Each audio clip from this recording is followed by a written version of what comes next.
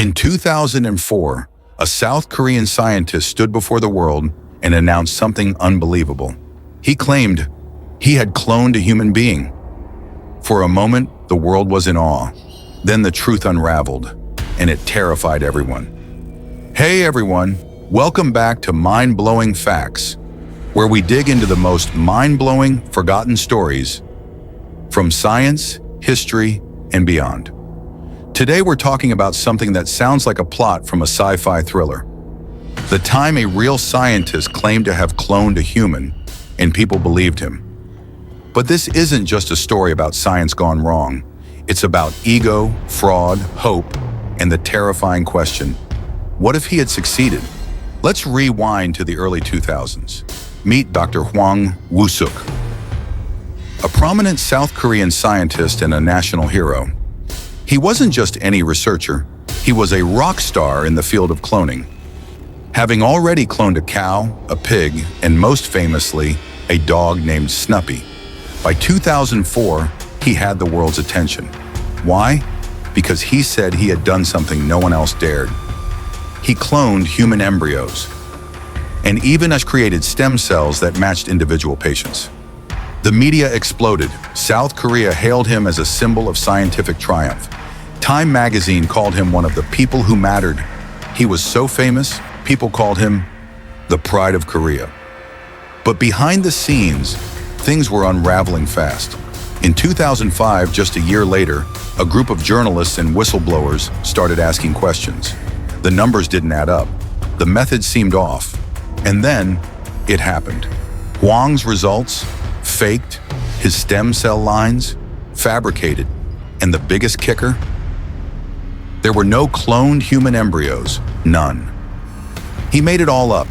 Even worse, he had pressured young female scientists in his lab to donate their eggs for his research, something considered deeply unethical and manipulative. In a matter of days, the miracle maker became a global disgrace. Now here's where it gets really interesting.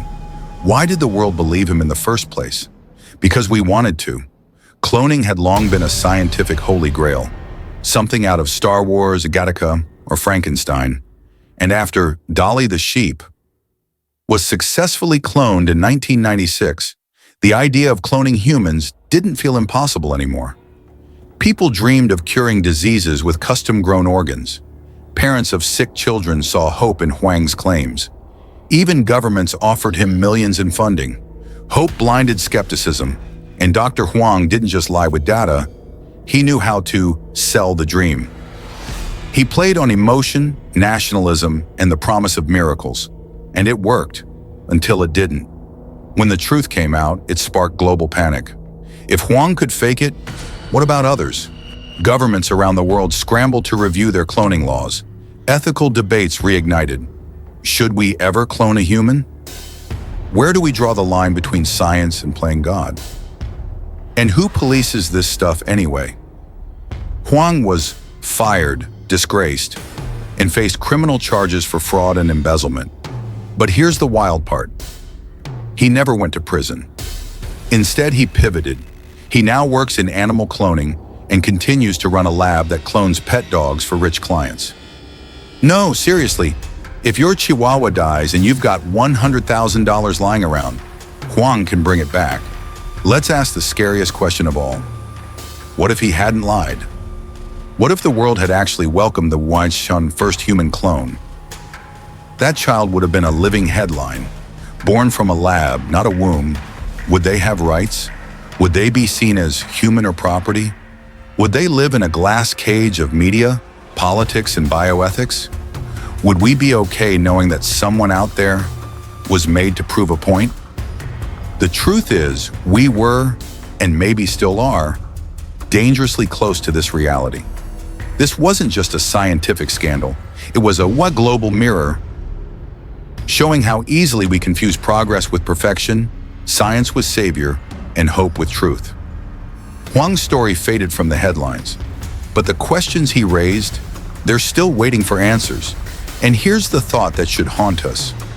The first human clone might not be remembered because they might already be alive and we just don't know it yet.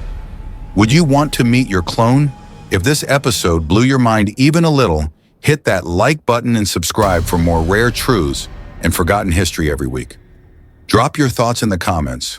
Would you support human cloning if it meant curing disease? Thanks for watching, and remember, sometimes the scariest science is the one that almost happened.